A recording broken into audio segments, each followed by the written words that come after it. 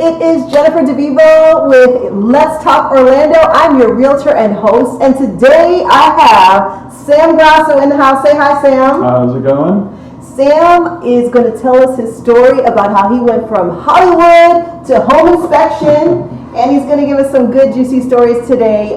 So this is great, you guys. If you are buying a house, Sam's going to also give us some awesome top tips on home inspections, which is one of the scariest things for realtors and for buyers. And he's going to also talk, if you guys are new realtors out there, people about thinking about becoming a real estate agent, how do you work with your home inspector so that you guys are on the same page, that you're not a team, your home inspector is not your enemy, he's another person on your team to help you get your deal started. But first, Sam, tell us a little bit, and also Sam, guys, is with Pillar to Post Home Inspectors, and we're going to have his details in the show notes, and so definitely reach out to him.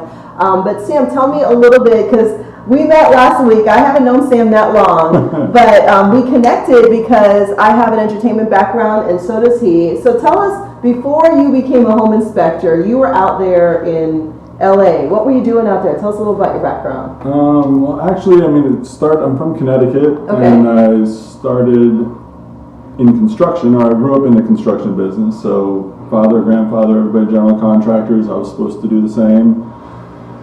After college, I decided I was going to move out to California, join some friends that were working in the film business. So that's... Wait, so your dad and your grandfather, they were in construction. General contracting, and what did they say when, like, Sam's like, I'm going to head off to Hollywood? They were not thrilled. Well, my grandfather wasn't around at that point, but my father, basically, my parents have always been like, do whatever you can. So they're supportive, but I'm sure underneath...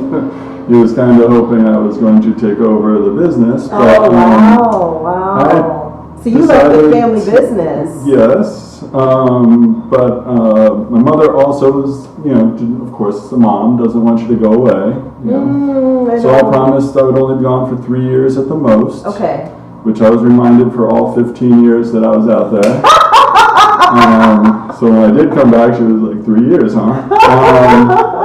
So I went out to California to avoid being in the construction business. But my first job, I showed up at the studio and a lady came out, art department, and said, who here can cut a straight line? So of course, not knowing anything about anything, I just raised my hand. And she said, you're the construction coordinator. And I looked over to the guy next to me and I said, what is a construction coordinator? Because this is my very first day. I've been in Hollywood for 2 weeks. So when you got to Hollywood, what was the job that you were trying to do? What did you show up to do? Nothing in particular. I just knew I wanted to be behind the camera because being in front of the camera is not really my thing. Today he's a very camera guy, so give a shout out. I just wanted to be behind. I grew up, watching TV's funniest bloopers and practical jokes back when I was a kid. It just looked always so much fun to be on set. So that's what I wanted to do. That's what I ended up doing. But second week there, somebody couldn't take a job and sent me in his place, knowing nothing. So I just showed up and, you're the construction coordinator. I was like, what is a construction coordinator? And they were like, you're in charge of the carpenters. I was like, okay, I can do that. So I ended up right back in construction. Right back in construction. But you were building the set of Avatar or something, right? No, nothing happened to begin with. The first one was a talk show, I think, that lasted 2 minutes. It was Gabrielle Carteras from Beverly Hills 90210. I remember 90210. She wanted to do a talk show, and it didn't exactly go well, but that was my first job. Okay. That was it, but it was way more fun construction. Why was that more fun? Because I'm not building a house or a building, which is very repetitive and just not as interesting. But when they say, build a house on a trailer and then we're going to blow it up, that's a lot more fun. Build a house on a trailer and then we're going to blow it up. So I guess that was a music video. You don't have to worry about regular building codes. Right, no codes. I had to learn to underbuild things. Okay. Because when I was building sets, I was building them like I was raised, which is, strong and it's gotta last forever. And they were like, okay, calm down, don't use so many screws and nails. It's just gonna last for 2 days and then we're gonna throw it away. Wow. So I had to, transfer back into building less than I was accustomed to, but it was still fun. And all kinds of things. We've built underwater sets, where you have to scuba dive and build underwater with air So tools. you can build how does that work with building underwater? Because honestly, I'm just like, okay, whatever you're going to build, I guess you just sink it down there. Yeah, well, we do that too, but then of course there's some stuff that has to be done while you're under there. So you were in scuba well, gear. I scuba dive to begin with. Okay, yes. I also love to scuba dive. So I you're there scuba with diving. your like aqualung and your air tools, things that run on an air compressor. So it's just blowing air into the thing to be a screw gun or a hammer or whatever. So what did you build underwater? Oh, just sets. Like I think one was for a Petco commercial. One was a Whirlpool commercial that we did at Mono Lake, which was amazing. If you've ever seen Mono Lake, it's an incredible place. Just odd things. Build some headphones for an elephant. Build headphones for an elephant, guys. That is amazing. Disney One Saturday Morning, that TV show, if you remember that. Yeah.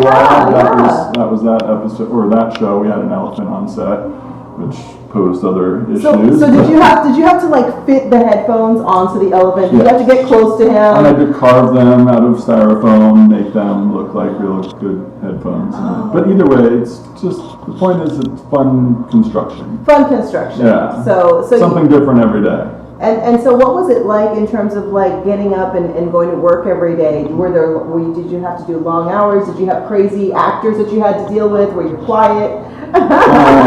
There are some strange actors out there. I won't name names. Oh, come on! There are some really nice ones that you would think are not, and vice versa.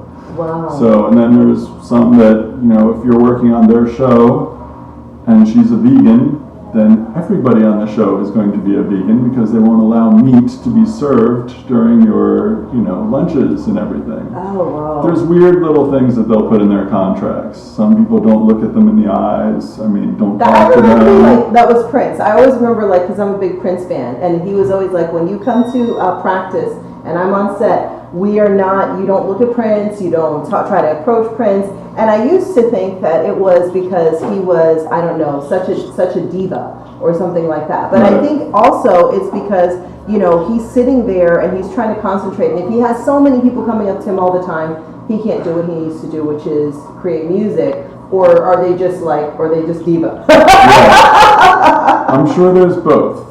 So, yes. Did it help you when you were dealing with different personalities and what you do now with working with home buyers who are inspecting? Did you pick up that you brought with you? Customer service, I would say, which is a nicer way of saying kissing somebody's butt, maybe. No, we're here to serve. That's what I had to deal with that a lot too, because after the regular film business too, I got into building or designing and building stands, for conventions. Yeah. But the conventions were all the film festivals. Okay. So like Cannes Film Festival. That must have been amazing. So I had a lot of travel traveling. internationally. Yeah, for a few years I pretty much lived out of a suitcase. It was one show after another.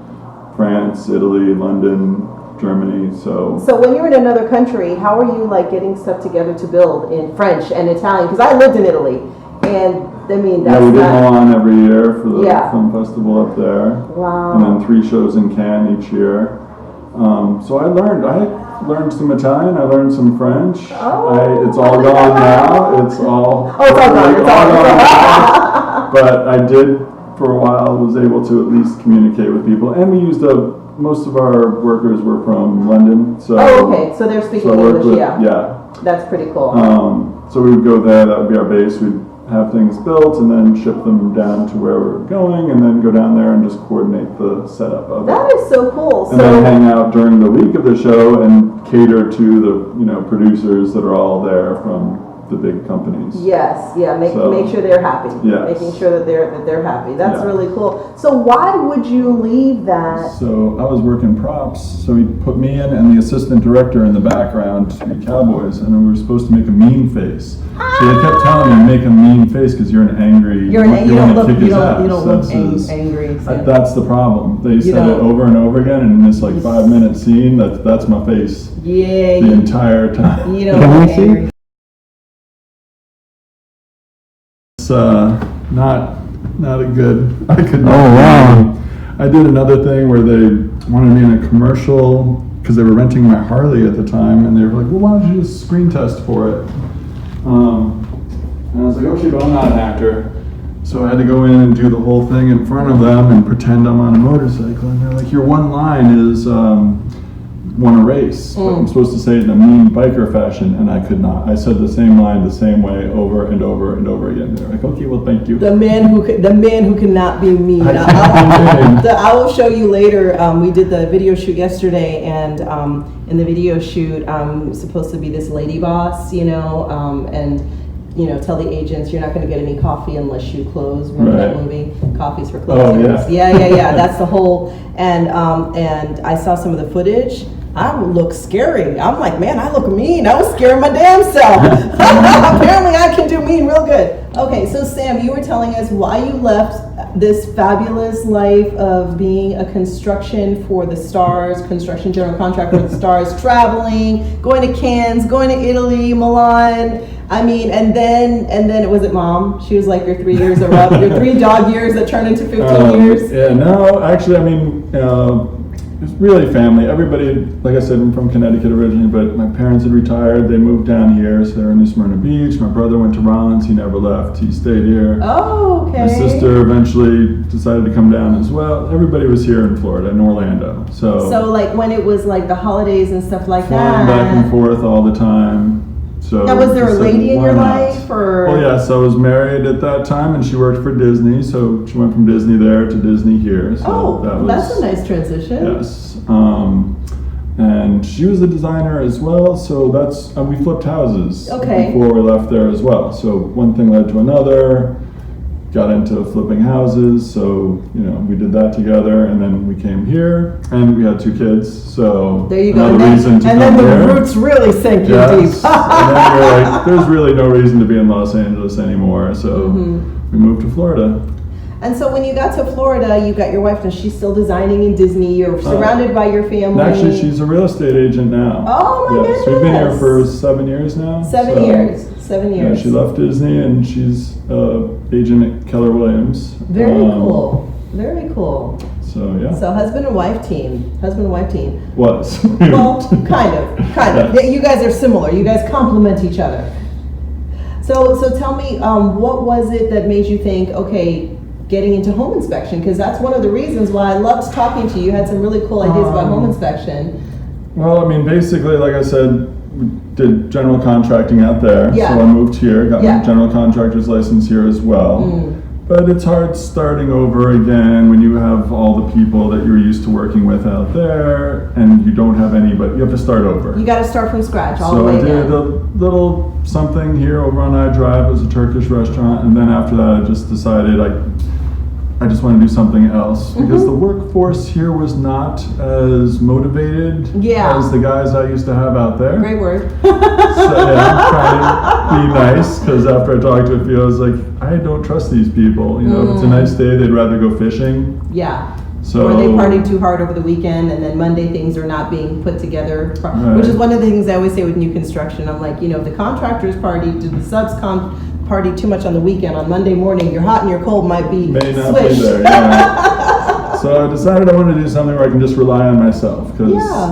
it's my reputation when they don't show up to do something. So I looked into franchises one day, and home inspection popped up. I was like, well, that's an easy transition. Yeah. I already have all the knowledge base. Well, you have like overly knowledge. You have so much knowledge. General contractor, father, grandfather, then doing all types of very creative work over on the West Coast. And now, as a home inspector, you have all that knowledge that you can bring to a buyer when you're looking, at their house. And I definitely want to talk to you about that, because, as we said, home inspections are scary for buyers and for realtors. It's that one time where, you go and you fall in love with the house. As a realtor, they fall in love with the house, they love it. Then we get to home inspection, it's like lifting up the hood of the car, and all of the fears are balled up into that home inspection. Right. Well, I try to make the home inspection not an end of the world scenario like some inspectors do. I mean, I hear stories, obviously. I know hundreds of agents, so I hear how their inspections went and what kind of inspectors they deal with. And some people make the biggest deal out of the smallest thing. Yeah. And there's no reason for that. And a lot of the inspectors, they know what's wrong, but they don't always know behind it, you know, like how to fix it, why is it wrong, how easily can it be fixed. I mean, a lot do, but a lot don't. And with my inspections, at least everything has a solution. So I can tell you what it's going to take to get this done, so it's not the end of the world. It's not, and I think most buyers and even realtors are afraid of the unknown. If we know there's a problem and we don't know the solution, it becomes this big expensive black hole. But if we know there's a problem and we know, okay, well, if you do ABC, you know, and you break it down into pieces, it becomes something manageable, something that you can, you know, wrap your head around. So, you know, for buyers that are coming into Florida and they're looking to inspect homes, what are some of the common, you know, tips that you can give them as they're looking at homes here in the Orlando area? Well, as far as tips, it's hard to say what a tip is, but coming from other places, I mean, obviously wind is very important here, so roofing is huge. Yes, because we get storms, guys. You know, other places, earthquakes, or I don't know, whatever. But Florida, you know, Orlando, we get hurricanes and storms. They hit the coast. By the time they get to Orlando, you know, they're not like, you know, destroying catastrophic, but there's crazy a lot wind. Of damage. And of course our heat, so air conditioning is hugely important here. So neither of those two items last as long here as they do other places. Okay. So getting a house that has a newer roof and a newer AC is, I mean, that's half your problem right there. Half the problem. Newer roof, once you get those, newer AC. If I can tell them you have a great roof and, you know, a newish AC, that's like your biggest expenses, right? Yeah. Everything else is minor, unless it's a structural damage, which is rare. Yeah. You know, foundation issues or something, then of course you might just have to walk away, but you know, definitely having a roof and good AC is your biggest things. And a lot of people worry about molds, of course, because of all the wetness we have. And we have a lot of mildew, which is not necessarily mold. Yeah, exactly. We have to be careful about using the mold word in our reports. Unless we have it tested and identified, which we can also do. Okay. So we can take mold samples, air samples that tell you what's going on in the house, like literally everything that's in there. So we get back a report with 50 different types of molds. Well, I had some one, are harmless, and then some are important. So. And I had one inspector tell me, you know, there's mold outside and inside, and it's how many particles per million. Right. We take a sample outside, we take a sample inside. It goes to a lab. They show us the two things together. If you have a high count inside and it's a high count outside, that's it's a just wash. what it is. If you have it high inside and practically nothing outside, then you know you have to look at something. Okay, so that's how it works. So what are some of the main inspections that buyers should think about, and you know, and why? We were talking a little bit about that earlier. If you mean the 4 points. Yeah, we were talking about the 4 points. So you have your basic inspection, which we do, and at Pillar to Post we have 3 different levels of it. So there are more than just your regular inspection. Okay. So there's the base inspection, and then you step up to a premium, which we use an IR camera.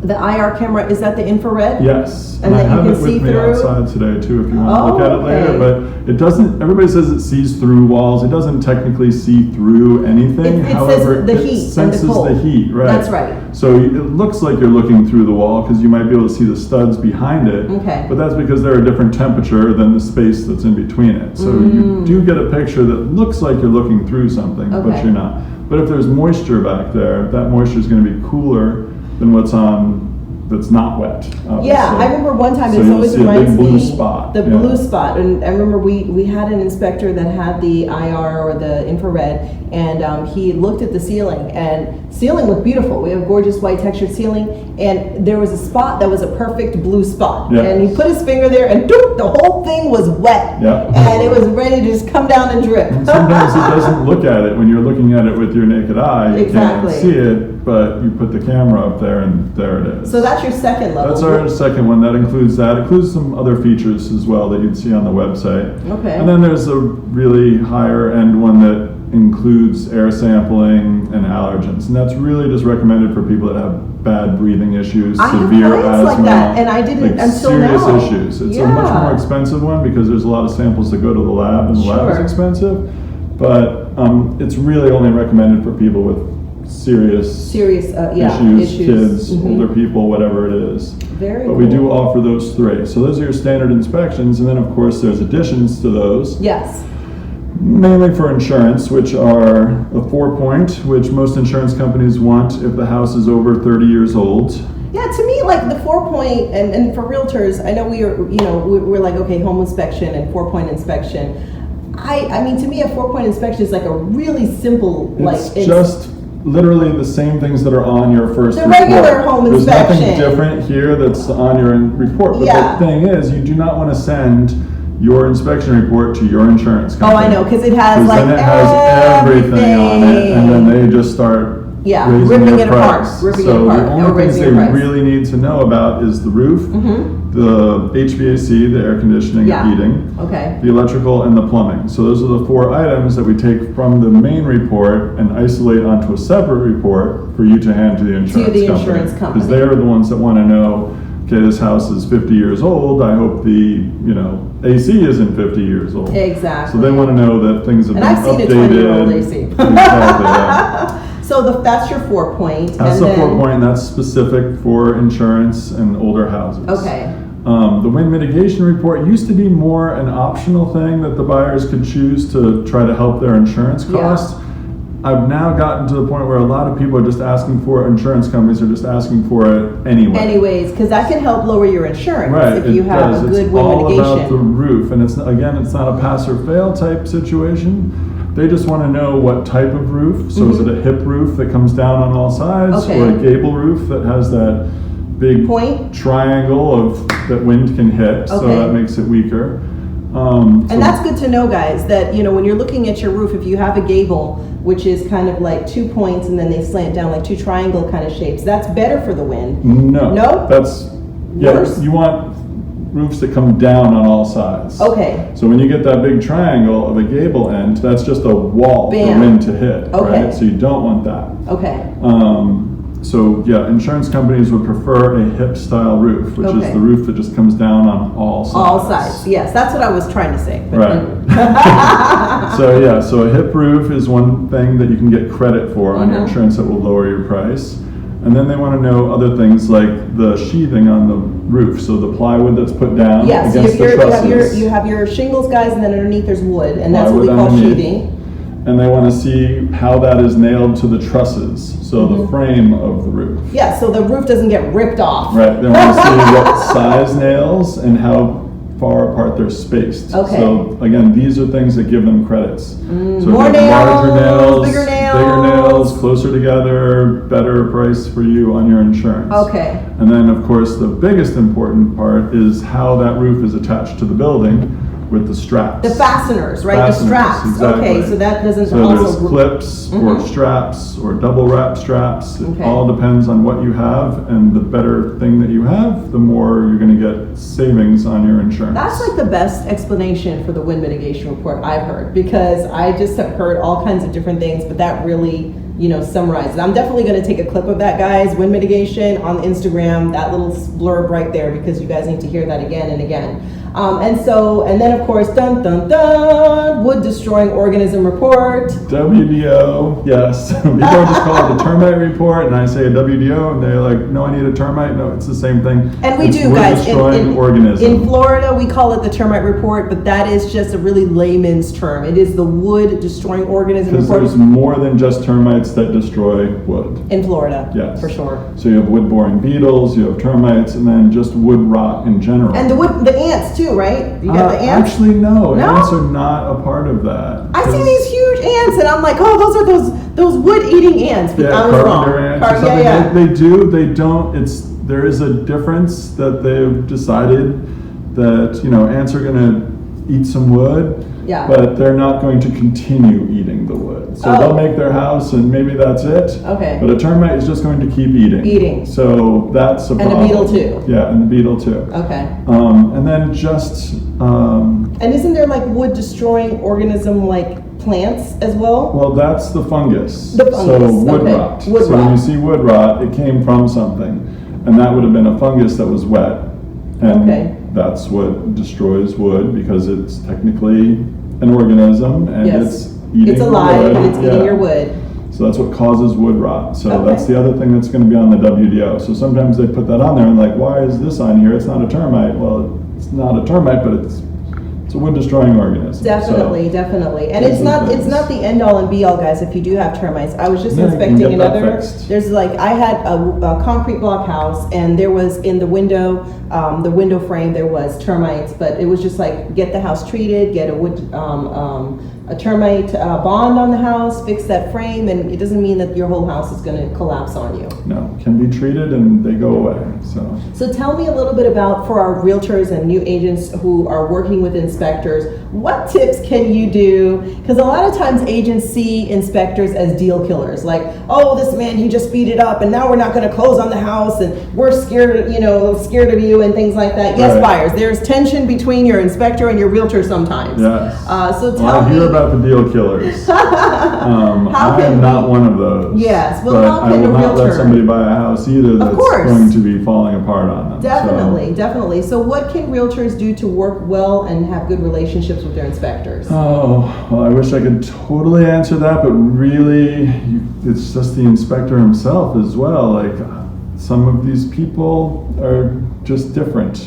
So, some things just can't be fixed. And I'm talking about the inspector. Oh, Lord. So I can't really say anything about that, but making sure that the utilities are on would be a great thing. Yes, guys, and I have done this sometimes for realtors, guys. Either in your checklist or with your assistant before you schedule your home inspection, make sure that you have power and water. So many times. So many times So I many get there and times. there's nothing on, and I have to come back, and of course I'm not going to say anything, negative, because I still want to be the one that comes back. But it's your time, and you're yeah. driving over there, so you want to Right. make sure the utilities It'd be are nice on. if they were on. And then there's this other thing called the CBS code, which a lot of agents don't fully understand, but it's your call before showing code on your ELB, your electronic lockbox. Yes. And as inspectors, we have that same little key, the way to open the Open thing, the just thing. like you guys do. Mhm. However, they limit us to being able to use it only with a CBS code. That's right. So we can't just walk into any house. We need the code that goes with it. And that you can find that, 7-digit guys, code. on your showing time. Just log into your showing time or your e-key database, and you can look for that in the menu. Because I have the same I've thing. made like a 10-step little diagram that's in my notes that I text all the time to the agents when I Good for ask for it, you. because they'll be like, I don't have a CBS code. I'm like, yes, you do. You just don't know it. It's in your phone, even That's if right. you don't use it. Because you guys have the option of turning it on and turning it off. And Yes. most people have it off. So they just assume you don't need it, but Yeah. we still need it. Even Yes. if it's off, we need it. So I have a little step thing that I just text to them and like, follow this, and you will have a code in, So yeah, 30 seconds. make your inspector's life easy, guys. Turn on that water, turn on that power, get your CBS code, and that way you guys can have a nice, awesome inspection. So any other parting tips for our realtors or buyers that you can think of? Because in a minute, guys, we're going to transition. We're going to tour this beautiful, gorgeous home, and can't wait to tell you details about it. Last thing I would say, and having to do with brand new homes, you do need inspections on brand new builds. Yes, this is The true. builders will try to fight you on it and say you don't need an inspector because they did the work and it's all perfect, but it is not. I've had longer reports on brand new houses than I have on older houses. Yeah, and I grew up in construction. My parents were contractors in commercial, and so I was on the sites and I would see what would happen. It's Behind the basically trade scenes. moves in and Yes. trade moves out. That's and then right. the next Like one electrician, comes in, plumber comes in, plumber and comes somebody out. does something wrong to the guy ahead of him, Yep. and the guy ahead of him never comes back again And to fix fix it. something. Yes. I've seen houses that they've forgot to put insulation in, like the entire attic is empty. And Yep. a lot of that I can see on the IR camera too. I can point that up at the ceiling. It's not just for moisture, Then but you'll it's see heat. that the heat So I can is see hot lots of spots hot or not. spots. Right, Okay. exactly. Yeah. So I've been in houses where they've had an issue and they've removed all the insulation at some point because it got Yeah. wet for whatever reason. and they never came back to put it back in again. And the guy is closing on his house, and he has zero insulation. So things that people won't even catch until they've been living in the house for a while. Mm-hmm. So a brand new house, there's just little simple things. Yeah, guys, get missed. And you know, builders are really great about fixing stuff. So, you know, when you're working with a new construction, you have that first 30 days or year or so. Yeah, a whole year typically of anything going wrong with that house for you to get it covered and fixed. That's right. And if you have, versus talking to your superintendent who's helping you build the house, saying, hey, I think this, I think that, you know, you get someone, you know, like Sam over here, and he comes and he sends you the report, and you show up with the report before your final walkthrough, before closing, you better believe it. They will, I've seen it, okay, great. And all they do is send it to their contractors. Sam comes back out, he can check it, and then you're good to go on your, you know, you don't want to spend $400,000 in a house and just for $200-300 your, you know, inspection, you're suffering for you know, for years with this new home, your new dream home. So guys, that wraps it up for our interview portion. We're gonna take a quick break, and we're gonna come back with our tour. Hey guys, we are in the second part of our Let's Talk Orlando with Mr. Sam Grasso, our home inspection extraordinaire. And we are in the beautiful community of Bella Vita, guys. Resort style homes. You've got a movie theater, you've got a clubhouse, you've got lawn service included, just lots of amenities. So if you guys are thinking like, hey, you want a vacation property, you have anything from like 7 bedrooms to 12 bedrooms here. Absolutely gorgeous home. So we're going to tour the Monterey II. This one has 9 bedrooms, 7 bathrooms, 4,000 square feet. And Sam's going to let us know what he thinks about this property. So you guys, Sam also flips houses and does some design work. So I'm really excited to see what you think about it. Yes, it's a beautiful house. I mean, they've already gotten right with the tile. I mean, there's so much just square tile these days, which is so out. This is much better. Yes. That's how I do mine. This is like what we call, I think, like a staggered tile. Just the rectangular shape alone even helps. Oh, just, yeah, not having that square. Not that typical, every house in Florida has big white square tiles. Yeah. And so what do you think about the way that this house opens up? You have the hallway, and then you kind of open up into this general area. Well, obviously open designs have been in for a while and they're not going anywhere. And this kitchen is exactly how I do mine, which is the white shaker cabinets, the gray quartz countertops. So I already like it. See, I didn't even know this was quartz, because it almost looks almost like a concrete composite finish. And so why would people want a quartz countertop versus like a granite? Well, apparently quartz is supposed to be better than granite, so non-staining, non-burning. It is consistent because it's man-made. So it's not a rock like. Oh, I thought they were granite. Just like. No, these are slabs that you will buy, but they've been made. So there's a pattern. Okay. They repeat. So if you do have a quartz with a pattern, it is a repetitious pattern. It's not natural. Okay. So it's not granite. So it's not granite. Okay. So and so it is consistent throughout. So you don't have flaws or anything like that. And you don't have to seal it like you would in granite. You don't have to seal it, right? The way it comes is the way it is. There you go. Quartz is definitely preferred. It's a little more more expensive. A little bit more expensive. Can you believe that? Man-made, but a little more expensive, but it's quartz. So. Yeah, it's quartz. So very cool. So what do you think about the size of this island? This one's bigger than I've seen in some of the other homes, like almost a perfect square. It is. This is a good size cabinet for eat in, because you don't want to be right up on top of everything. So you do have a lot of room for, you know, an eat-in kitchen. And they've left a good amount of room here at least. I've seen some of these where they've just pushed them so far back that you can't open the fridge and stand at the same time. You have a dishwasher here, so you're having enough space. That's really important. 2 dishwashers. What? Because you have 9 bedrooms. Look at this. You're gonna have a lot of dishes. I didn't even realize that. Yes. Yeah, 9 bedrooms, guys. So, you know, if you want to. A lot of people, a lot of plates. A lot of kids, a lot of stuff going on. And if you can show them this feature over here, come back around this way, Jay. Yeah. Me personally, what do you think about this wallpaper or wall or is it a mural? Is it wallpaper? It's wallpaper. Or is it painted? It's wallpaper, but it's so flawless. Oh, here's the scene. Here's the scene. Yeah, it's definitely interesting. Well, this speaks to me. Like, I love color and I love things that burst out. And what I'm noticing, Sam, with design is that wallpaper's coming back. It's been back, but a different. What are you seeing with the design? I've seen more wallpaper, but they've had better designs, you know. So if you think back to your grandmother's wallpaper, looks like your grandmother's wallpaper. So there's a lot of new things that they've been able to put on them.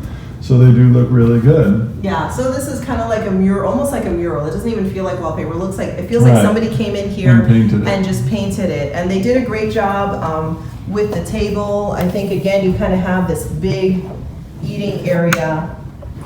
What do you think about the design in terms of here? That's a big table. So I like this table. But I will say, if we're talking about design too and paint, obviously gray, again, it's a nice neutral color. That's what I do my houses with, gray, light gray walls. Yeah, gray is really floors.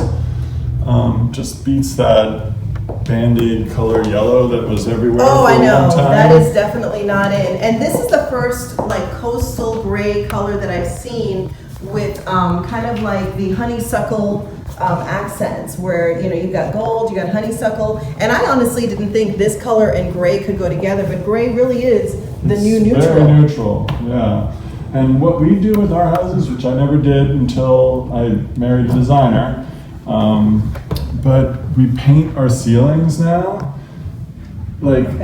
Slight gray. When I'm doing gray walls, I'll do a very light gray shade because crown molding. So now you put crown molding up against the white ceiling, it just disappears into the white ceilings.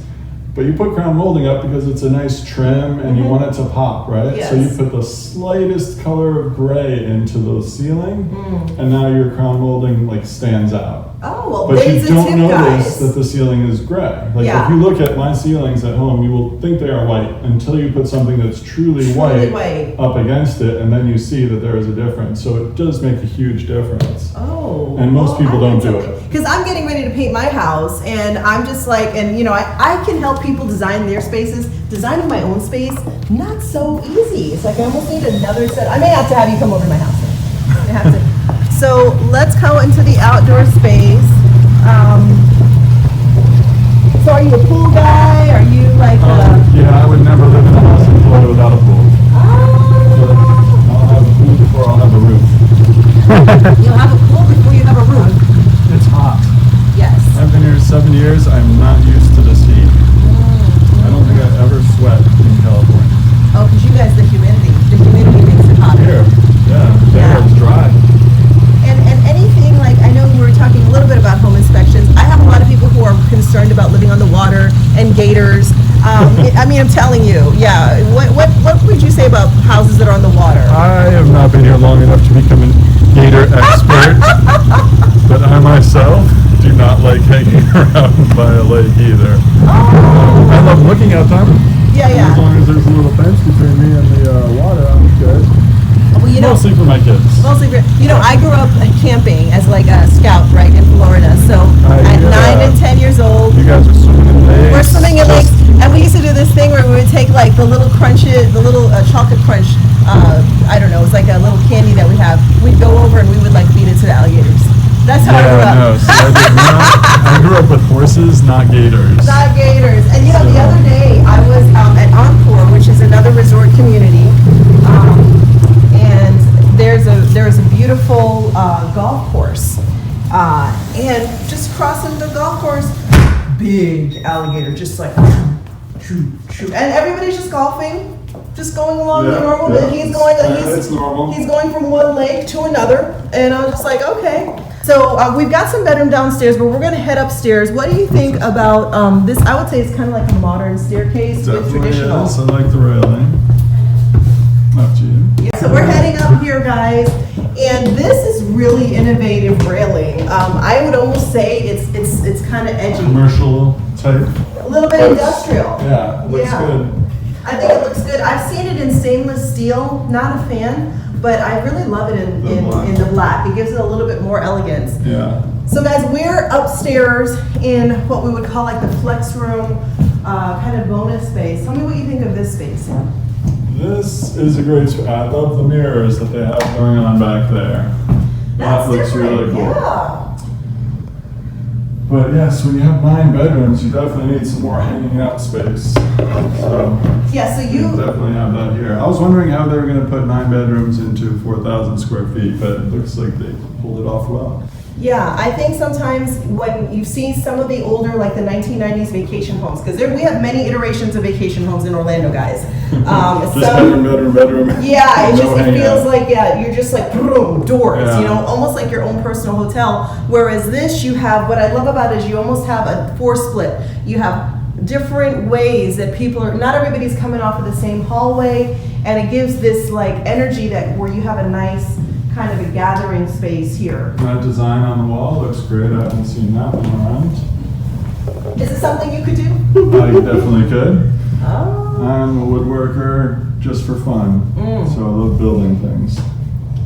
So something like this, if somebody wanted to enhance their wall and do an accent wall kind of like this, you know, it seems like for me, I love it, but it seems like it would be something kind of complicated. Or do you think this might come in a piece already? I don't know how they did this one, but I mean, it's obviously little pieces, so it's all Somebody put together. That must took a long time. Somebody took their time on that one, guys. It's not always just like plug and play. Let's play a game called Find the Master Bedroom.